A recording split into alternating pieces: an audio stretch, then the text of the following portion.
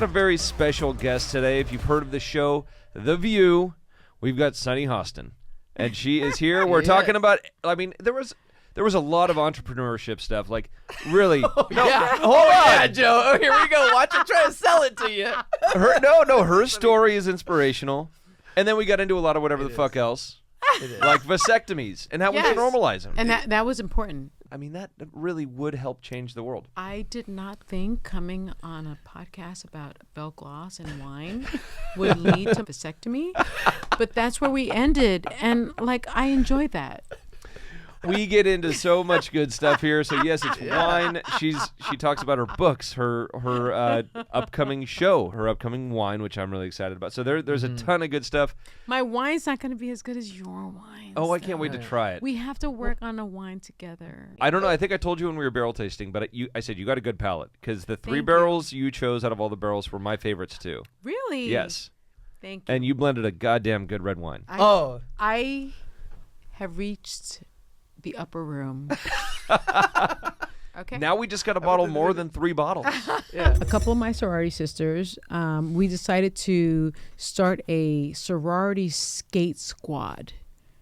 And it sounded like so much fun. And the first thing we were going to do was an inside, in your home, indoor Zoom skate class. And there were like 50 of us on it. And my husband, who's an orthopedic surgeon, I went into our attic. I got my white skates from maybe the 80s, maybe. You're talking roller skates. Roller skates, not rollerblading. Yeah, like nothing old like school that. roller Old skates. school. I had the stopper on the front. Oh yeah. I took the wipes, the Clorox wipes, cleaned them up. I had set my computer up, my laptop, and I put my skates. And I moved all the furniture out of the front hall. And he's like, "What is this?" Because he was going out to a meeting. I said, "Oh, I'm doing a skating class." He said, "In the house or somewhere else?" I said, "Here, in the house." He said, "That is like the stupidest thing I've ever heard." and I was like, no, there are like 50 people going to be on it. It's like a professional guy.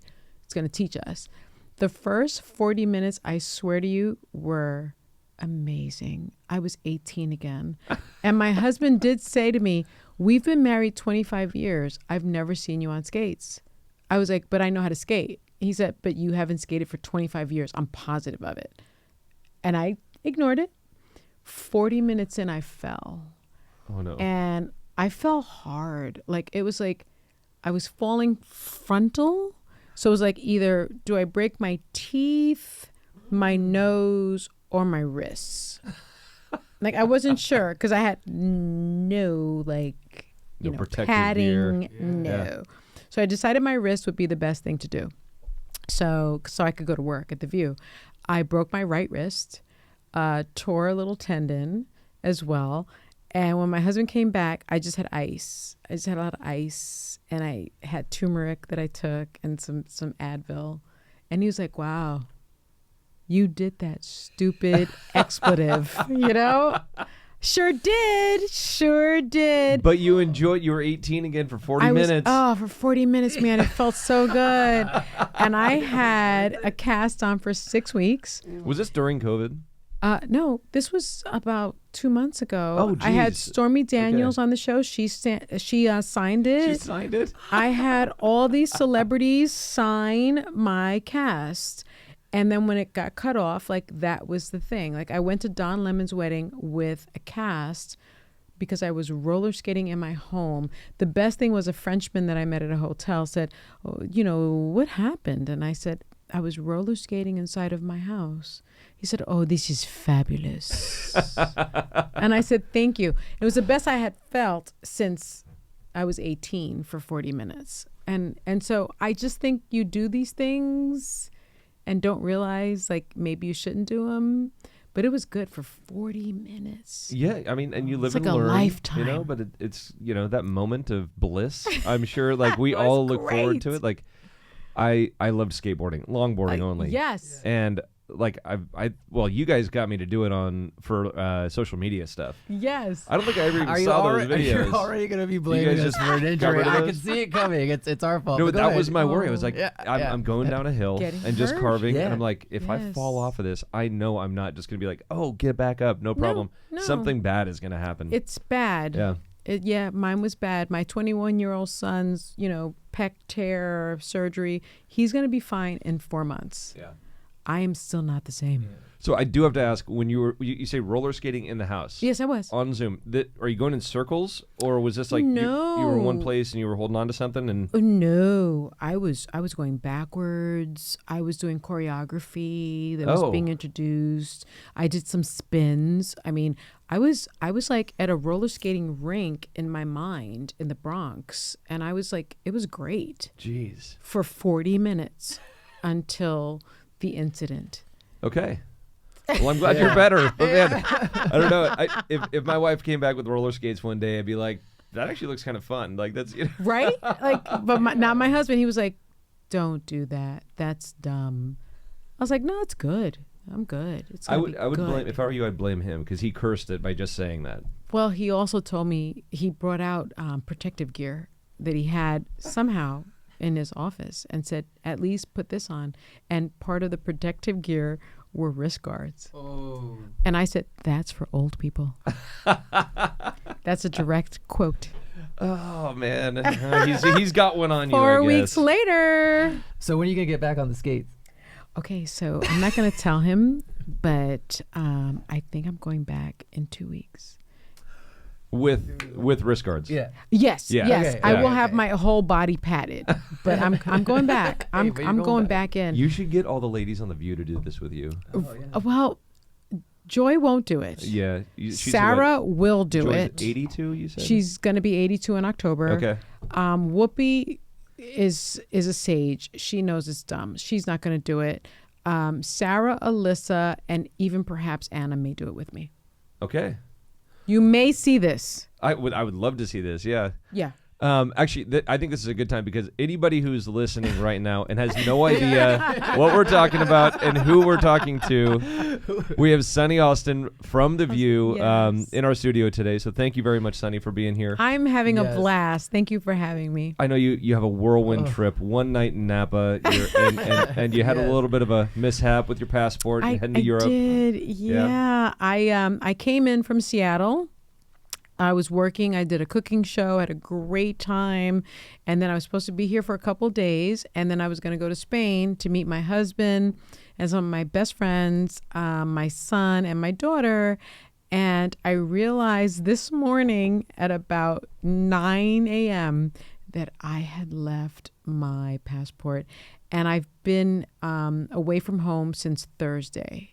And so I was in D.C. and then I went to do the show and then I went to Seattle and I'm here.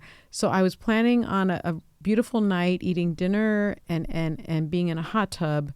But I am actually now rushing back to New York to get my passport.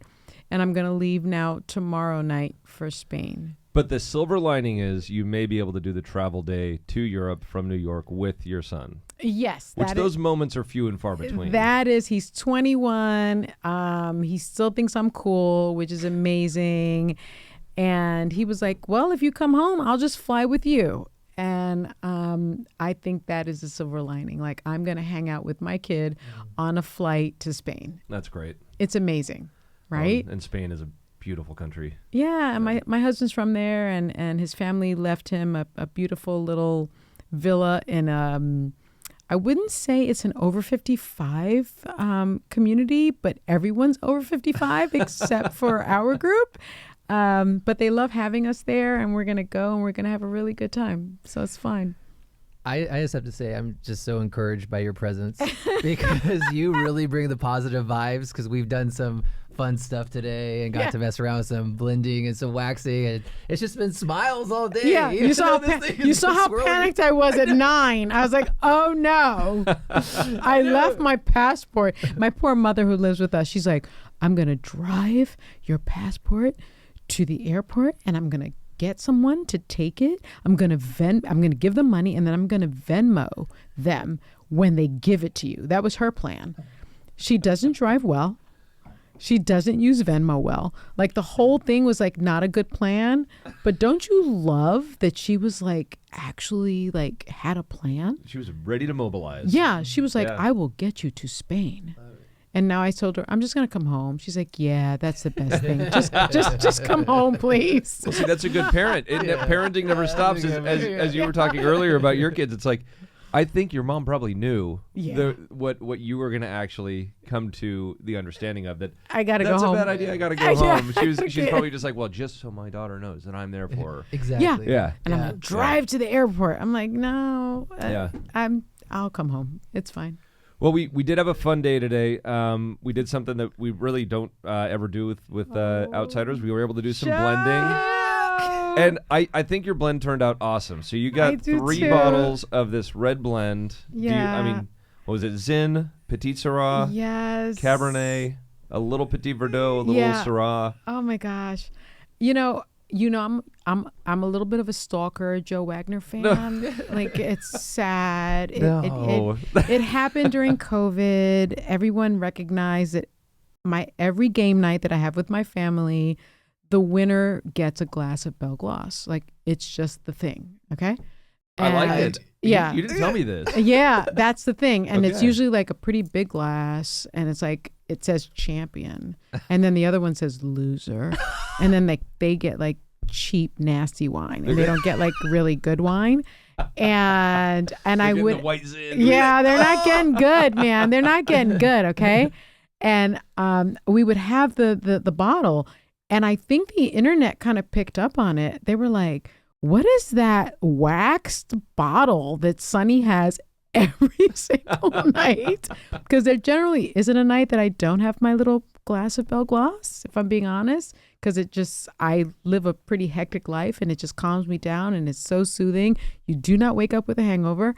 I can attest to that. And it was just so amazing that so many people caught on. And then someone on your team was like, called a producer at The View and was like, is that Belglass?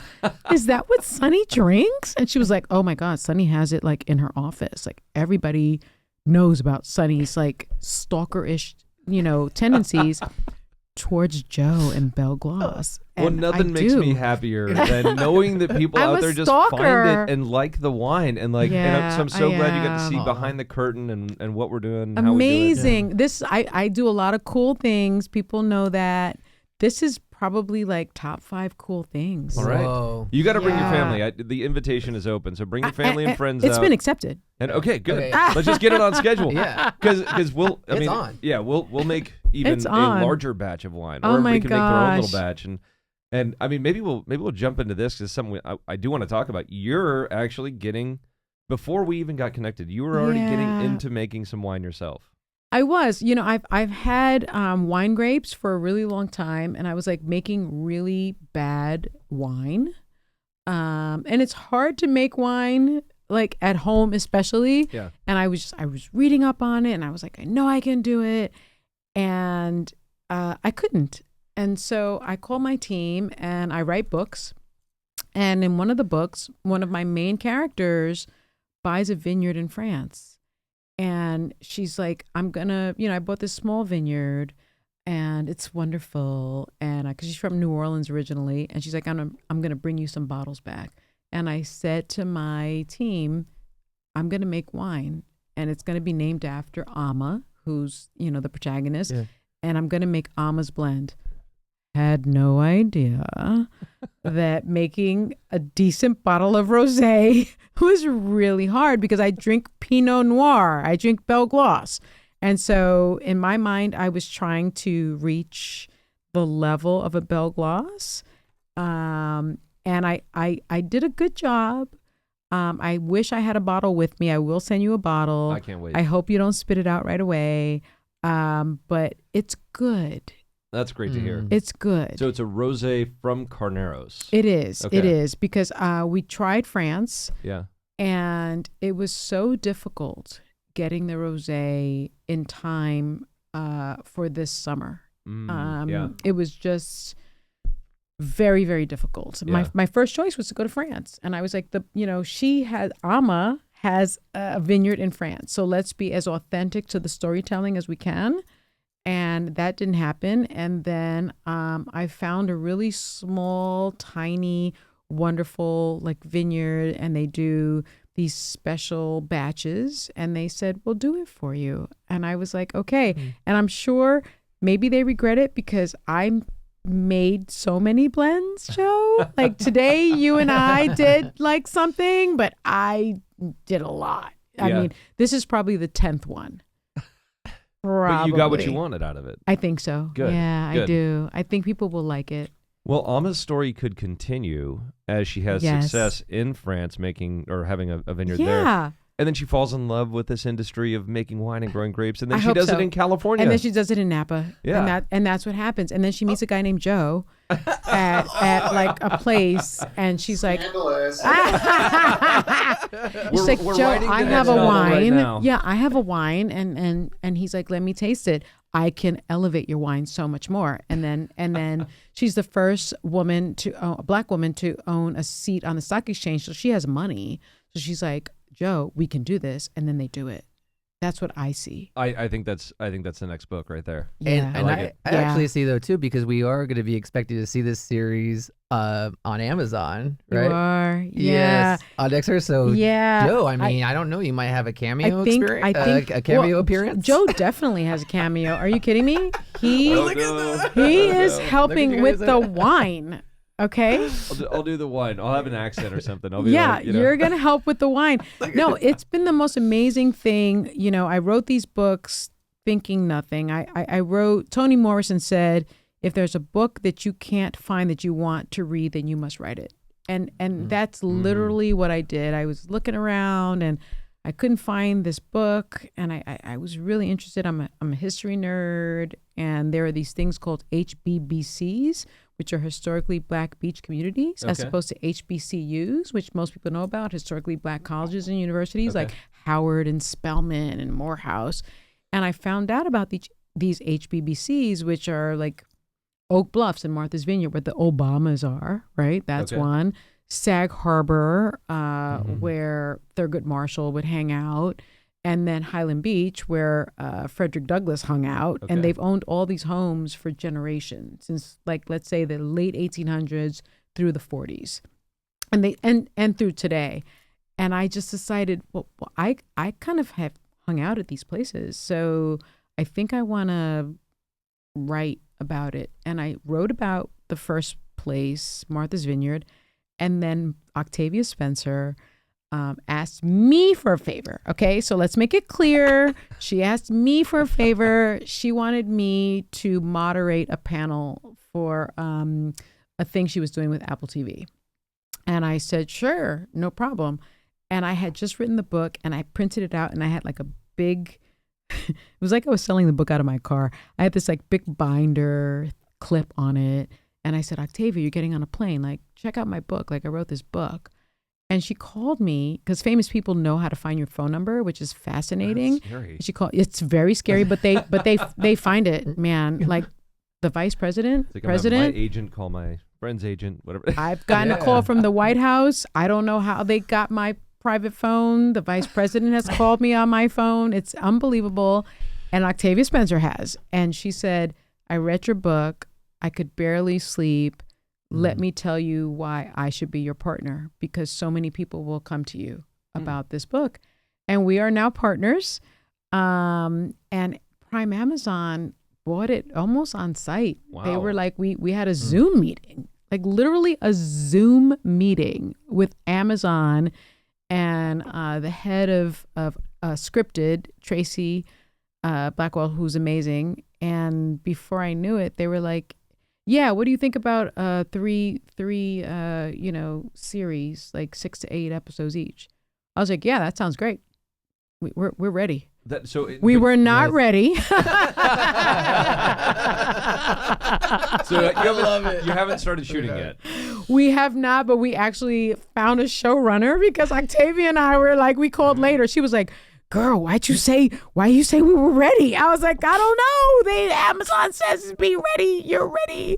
She's like, we don't have a showrunner. Are you going to write this screenplay? I was like, I got a job at The View every day. I don't have time to write a screenplay. Like, I can't screenwrite. Your regular schedule, then, and then kids, and then your travel, and then you also wrote books. I mean, I wrote 4 books. Yeah. I'm up at 5:30. I have a farm. I am at the show. I live an hour and a half outside of the city. I've got to be at the show at 8. I'm actually the legal correspondent for ABC. If I'm home at 7 or 8, I'm like really lucky. I've got 2 kids. One's in college, but it doesn't feel like it because he's home all the time. And the other one was in high school. She just graduated. I was like, what did I say? And Octavia was literally like, we need a showrunner because you were like, yeah, we're ready. And we found this great showrunner. Her name's Elizabeth Hunter, and we're in pilot phase. Like, they greenlit the pilot. So, well, they didn't greenlit they didn't greenlight the pilot in its current form. We're still making some changes, but they greenlit a pilot, which is like crazy. That's awesome. Well, right? Congratulations. Thank you. You got a lot going on, and too much. That's why I left my passport. So don't believe. I know your husband told you that. That's not why you left your passport. You just made a small mistake and you left your passport. It happened to me once. Left my passport. And I didn't have near the responsibilities I have nowadays when that happened. But I am the keeper of the passports, and I left my passport. So it happens. Well, great. Well, there's a lot of stuff I know we want to get into. Yeah. I do want to start off we want to hear your origin story. Because, okay. I mean, I heard a little bit about it. I'd love to hear more about it because where you're at now is there are so many achievements. And thank you. I know you're proud of them. Everybody around you should be proud of them. Thank you. And you're an inspiration to many young people out there, right? So thanks. What got you there? What got you through that? What was your driving force? Like if your kids 21 and 18 are just listening to something. They're not going to listen to you because your mom. But they listen. They do not watch The View. They do not read my books. You're just mom to them, no matter what. Yes. But other kids at that age, what would you be telling them? Like, what inspired you, and where did you come from, and how did those things inspire you to do what you've done? That's a tough question. I grew up in the South Bronx. Projects, in a lot of poverty. And what I will say, though, which may be the difference for my family, is that we had little in terms of material things, but we had so much love. Like, my family's family night came from what I did with my own family. So we didn't have heat, so my mom would heat up water on a gas stove to heat things. And maybe we didn't have a lot to eat that night, but she'd get like fresh bread and whatever else she could conjure up, and we would play cards, or we would play Monopoly, or we would play Scrabble. Especially, she's the Scrabble champ, but I'm coming up on her. And we just had a lot of love. And so I did grow up very poor. And I tell people now, like, dream really big, but I didn't. I just wanted out. I wanted out of that situation. And I was really lucky because for my parents, education was the great equalizer. And they felt like, and these are the days before social media, days before a lot of television. I was only allowed to watch Saturday morning cartoons. I could watch some karate, kung fu movies because I still love those, and 60 Minutes. That was, and anything Barbara Walters was in. Pretty much that was what I could watch. We had one television, and all the rest were books. And so I'm a history nerd, and I read like a couple books a week, which I still do. I listen to some of them now, and that's kind of the origin. The origin is I worked really hard, and I got lucky in the sense that I was blessed with loving books, loving reading. Reading came easily to me, and by the time I was in third grade, I had teachers saying she should be in fifth. third grade doesn't work for her. When I was in pre-K, they were like, pre-K doesn't work for her. So I actually kind of skipped pre-K and went to kindergarten, and I skipped fourth grade and went to fifth grade. And so I was 12 in high school and I was 16 in college. And I think the lucky part was that I happened to be gifted with like spontaneous wit and some smarts, and not everybody gets that. And I got it. And my parents, I don't know how they did it, but they paid for the best Catholic schools they could afford. And so I didn't go to the public school in our neighborhood because they weren't the greatest, but I went to some really good Catholic schools with Sister Timothy. Thank you for making me do so much work. And Sister Eileen. Hated it at the time. Loving hated it. Loving looking back on it. And before I knew it, I had academic scholarships to some of the best, colleges in the country and some of the best law schools in the country. And so my message is, it's not so much about where you came from. It's kind of about the love. And it's about the community that you surround yourself with or that envelops you. And it's about the journey. It's not where you begin. And then if you look at me now, like I'm sitting here with you guys drinking Belle Gloss, okay, which is like not the cheapest wine, but I can kind of afford it now. And I'm sitting here having these experiences that I would have never dreamed up for myself. And it happened. So if it can happen for me, I would tell that little kid in the South Bronx projects, like, you can do it. It takes a lot of work. It looks a lot easier. I think people see me like on the Emmy carpet, or they see me, walking around in these fancy dresses, and they think he's made it. They think it came easy, and it didn't. Not for me. Yeah. Not for me. I was not like a one-hit wonder or someone that just kind of walked into it. It took years and years and years of really hard work, and It's I was the a lawyer decades that first. Nobody sees. Yeah. Right. Yeah. You started off in dance. Yeah, I was And a ballerina, Okay. and I thought that I would dance ballet, and I wasn't good enough. Like, I was good. And my son laughs at me, and he told Entertainment Tonight, the one thing people don't know about me is that I can break into a dance at any time, which is true. Both of you saw that. I saw that. Today. Any music I saw makes that while me you were blending. dance. Yeah, you're mixing it up. I thought maybe ballet was my thing. And then I realized probably not. And then I thought, I love animals. I do a lot of work with animal rescues, actually here in California and Texas as well. Downey Shelter especially needs a lot of help. And then I realized I'm good at bio, but nothing else. So I switched from bio major, vet major, to political science. I was really bored with that. And then I discovered writing, and I discovered broadcast journalism, and I remembered Barbara Walters and all those things. And I graduated with a broadcast journalism degree. And then I couldn't get a job. So I worked at Fridays. I know the Adobe platter really well. Well, I was and I gonna say know TGI Fridays. I worked at Okay. TGI Fridays for quite a while. And while I was doing that, I was studying for the bar exam. Wow. And I scored really high. And then Notre Dame gave me a full academic scholarship. And the rest was kind of history. And then the Justice Department, I don't know why. Well, first, an appellate judge named Judge Robert Bell took a chance on a loudmouthed kid from the Bronx. He was like number one at his class at Harvard, and I don't know why he chose me, but he did. And we argued a lot, and I wrote a lot of dissents. And then before I knew it, I was like on television. Yeah. So Wow. I mean, and I do want to get into the celebrity of it, but first, like Yeah. that movement from working in the Justice Department for a decade or so, maybe a little more, A little less. A little less. Mm-hmm.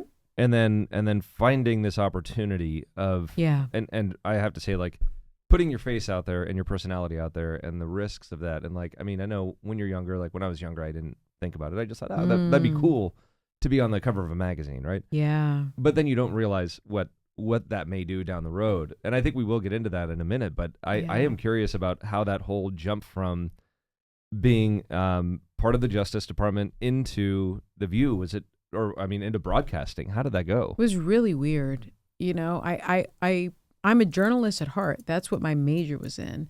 That's what I wanted to do. My mother from Puerto Rico was like, "Is this acting? Acting?" And I was like, "No, it's not acting. It's like broadcast journalism." And she's like, "No me gusta." And I was trying to explain to her, this was about telling people stories, right? This is about history. This is about acknowledging history. And she was like, "Go to law school." And I did that. But at the end of the day, I still, and that's what I did at the Justice Department, and that's what I did as a law clerk. I told other people's stories. But the thought never left me that, could I do what Barbara did? Like, could I tell global stories? Could I be on 60 Minutes? Could I be on 2020, which now, of course, I am, right? Could I do Nightline? Could I do those things? And I felt that I could. But it was a secret that I had to keep so guarded because people didn't believe in it. And that's kind of sad. And actually, when I give speeches and commencement speeches at colleges, I tell kids, if people don't believe your dream, it's fine, because the dream wasn't meant for them. So they may not understand it. But if you get it and you understand it, then that's all you need. And so that was my secret dream. And I went to law school and I was extremely successful. And then I thought, after prosecuting, child sex crimes and child trafficking and guns and drugs and all these things and gang prosecutions, I realized, I was like, man, I just want to tell people stories. And I got really lucky. I went to it's like a workshop type of thing, basically. And I stood up talking about work-life balance. I had just had my second child. I was 38, and I was like, I always wanted to be a broadcast journalist, but that has, that part of my life probably has passed me by. What do I do? And a producer came up to me. I didn't know she was a producer, and she said, "Here's my card. I think you're the next thing. And send me your resume, send me a headshot." I had none of that. I had it within 2 days, and within a week I was on Court TV, and within a year I was at CNN. And you jumped. You were totally comfortable in front of the camera first time you did it. Yeah, immediately it felt like home. I'll never forget it. Actually, I was with an anchor. I was with Ashley Banfield and Jack Ford. And after about a couple of hours, Jack Ford said, "This is the first time you've heard of her, but not the last." And we've remained friends since. And he said, like, he knew that there's a certain comfort level that you feel when you're at home. And I was at home immediately. And when I walk onto The View, everyone always asks, "Are you nervous?" I'm more nervous about what the reception will be, about what I say, but I'm never nervous when I walk out. It feels like home. I mean, yeah, there are 180 people in the audience, and there are 3 million people behind the camera, and there are 200 people on our staff that depend on us for their jobs. And so it's an important thing, but I never feel nervous. I just feel excited to be there. I feel lucky. That's great. Yeah, it's cool. Because I think that's where that's such a hard transition from, just being in the limelight in any way, shape, or form. Yeah. I mean, that's not like I don't feel like that's a natural, something that comes naturally and easily to people. Not to most. To no. most people, yeah. And but if you have that, I mean, that's a gift. It is a gift. It took me years to get comfortable with it. Really? Yeah. I mean, even for social media, like the reason that we ended up jumping into it was really COVID. Oh. And it was kind of like, thank God for you, because I drank a lot of Bell Gloss during COVID. It was like, how do we tell the story? And people had to get out of their own way, and that was kind of part of it. But you were a big part of it. I was like, look at this guy. I'm drinking more of this wine. This is great. Had to have a little fun. Tried to do whatever we could, but yeah, no, I mean, you really do have it's an amazing story, and you're not even done with it. So you have No, I'm not done. It seems like all of these small things that you look back on in your childhood and how you were raised, where you were raised, your experiences have all kind of melded together, and your inspirations. They've all melded together to become what you are today. That's very cool. Yeah, and please correct me if I'm wrong, but I think even when you were at CNN, there was someone that might have said that you wouldn't be able to be a host or didn't think you would become a host. Yes. And Chris has done his background.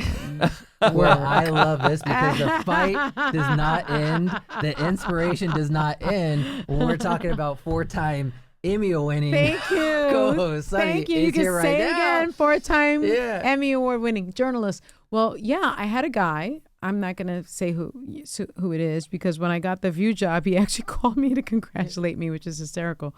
But he said that I did not have what it took to be a national talk show host. And he went even further, which for me was so despicable. He used me to audition other hosts for spots, other hosts that he thought fit the bill. And the ones that I kind of, bantered with were the ones that got the jobs. Yet he never thought that I was the secret ingredient. So it was kind of fascinating. And I will tell you, I'm not a crier. I'm not a woe is me. I'm kind of one of those, it'll be better tomorrow. And there was one night I came home and I said to my husband, it's not going to get better. Like, this guy says I don't have it. And like everyone that I seem to touch makes it, but not me. And he was like, sweetheart, you're the missing ingredient. And so stop making everyone else look good. That was his advice to me. And so I stopped doing these auditions for other people and got my own agent who believed in me. And then I became the person on the other side that was hosting the show. And I think I needed to hear that. I needed to hear someone say, you're the missing ingredient. Like, you're the one. Like, you can do it. And no one was saying that to me. Well, that's awesome. Yeah, it was cool. And your own husband. Love it. My own Manny. Yep. Even though he blames you for the passport. I know. He's like, oh my God, you left your passport? He's like, that's me. You're taking lessons from me. I'm the one that leaves my passport. He leaves his passport all the time. But because I'm the keeper of the passports, I always have his passport. But he's in Vermont fishing. And so the keeper of the passport, there he goes. The keeper of the passport. You guys are beautiful. Does not have the passport. I have the passport. So I'm gonna go home tonight, and it'll be cool. And I'll get his passport because I have his too, and mine, and my sons and my daughters because we're all going together. That'll be great. But you're gonna make it. We're gonna make it. We're gonna make it. It'll be fine. It'll be fine. When we were running around the winery and getting lunch, that is a cool winery.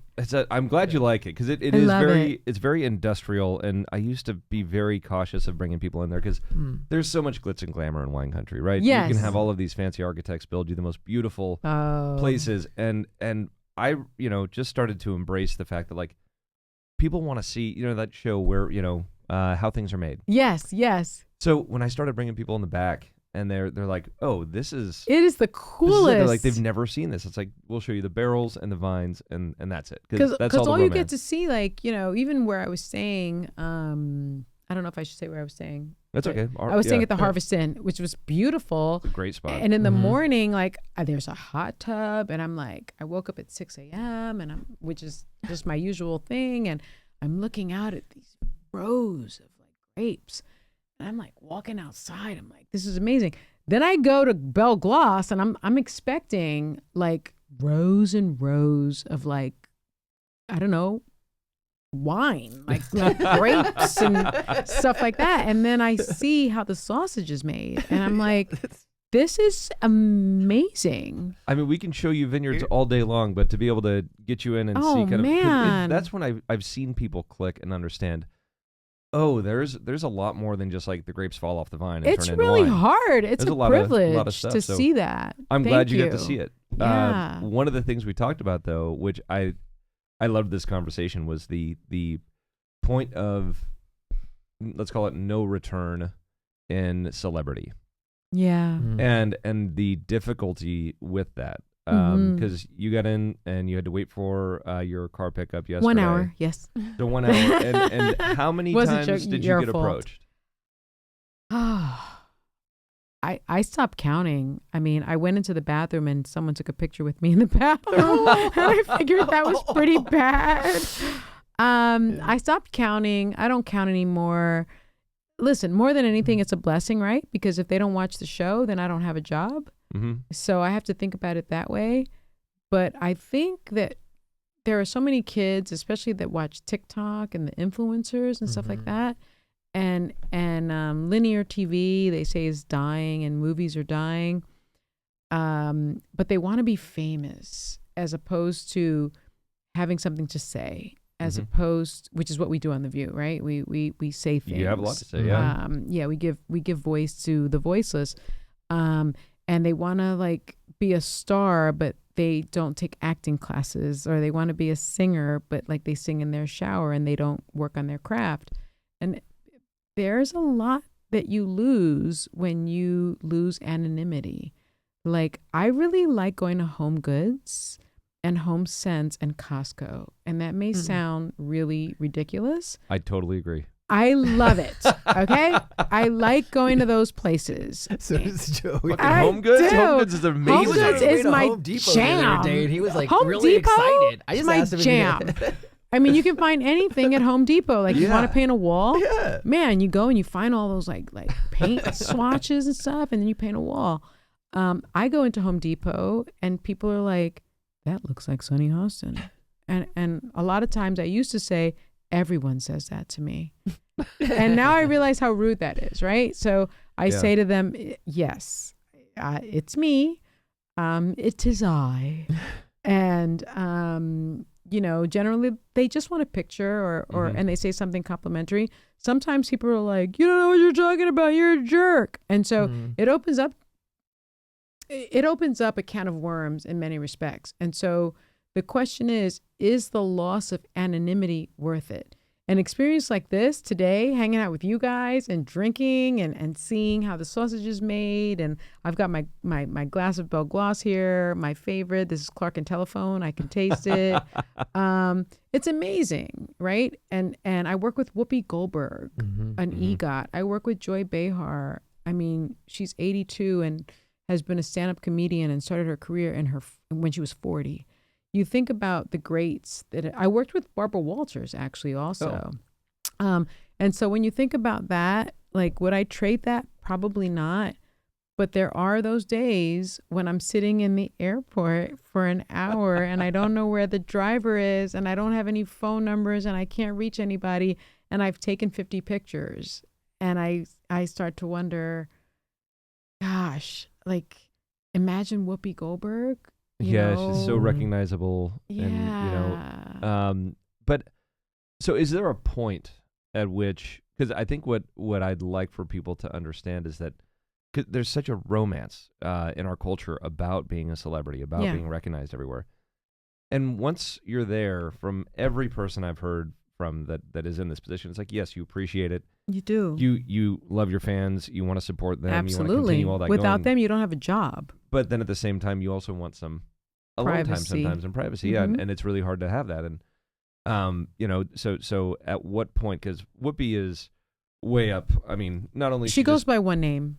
That's such a good point. That's such a good point. Yeah. She goes by one name. It's But like Cher, Whoopi. So she reached a point where it's like there's no returning. Right? No. She couldn't even pull back a little bit. It wouldn't matter. No. Everybody would still approach her. Listen to The Voice. Yeah. And would you say there was a point in your career where you really did enjoy the celebrity before it went to a point where you even had to question, like, maybe this is interfering with my privacy? I've never been asked that, actually. It was really cool at first. I started as a guest co-host in 2012, but I had been in television since 2006. And so I was on CNN. I had my own show, and that was like, I still don't call myself a celebrity. I call myself like a public facing person. And I remember I got invited to the US Open. I love tennis. I play tennis. I play once a week. I suck. I'm not good, but I do play tennis with Joe the pro. Thank you, Joe, for not making me great yet. But we went to the US Open. We got these tickets, and we walked into kind of like a private area, and there were 2 elevators, and there were a lot of people coming in, and they opened up one area, and they pointed in my direction and my husband's, and they were like, come. They did the wave, like the come wave. And there was a lot of talk about there was a celebrity coming. And here I go, where is the celebrity? Oh my God, who am I going to see? I'm like cranking my neck around. I'm like, this is amazing. I said to my husband, we're going to see somebody really famous. Oh my God. Could be Serena. It could be anybody. Somebody's walking in. It could be Queen Latifah, because I had heard that Queen Latifah had like her own suite. And then the guy points at me, and he's like, you come in. And so I said to my husband, am I a celebrity? And he's like, yeah, you're a celebrity. I was like, should we go in the elevator? He's like, yeah, let's go in the elevator. And we're in the elevator just staring at each other. And I said, other people can come in. Like, I don't need my like private elevator. Like, it was weird. And they were like, no. You go up to your suite. And I went up, and that was the first time when I realized, okay, my life has changed. I'm no longer this anonymous person. The worst part about it was when I dropped my kid off at Harvard, that People magazine was waiting to take pictures. And then I realized this is bigger than myself. And my kids are now targeted, and my kids' pictures are in tabloids, and every kid makes mistakes. And my kids have made plenty of them. But when your kid makes a mistake, when you're a public facing person, then everybody gets to know about it, and they get no grace. I promise you, they get no grace. And you put that on your shoulders. I do. Yeah. They didn't choose it. I did. Yeah.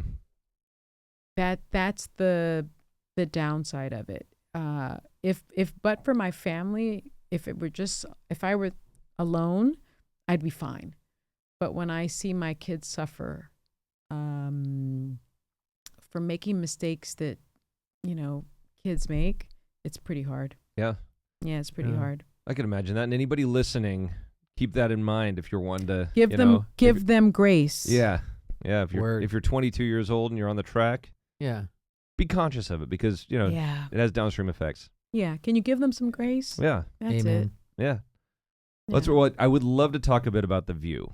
Sure. Because you've got so much time under your belt there. Yeah. Got a great group of women they're all seasoned veterans, or just about all of them. I think you have some newer blood in there, but we do.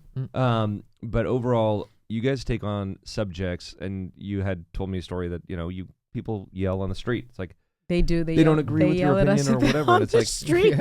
So one of the or things, maybe they show up at my house. Yeah. Yeah, God, that's scary. That's not good. But so it seems like we're reaching a point in our society where there's no ideological tolerance. Yeah.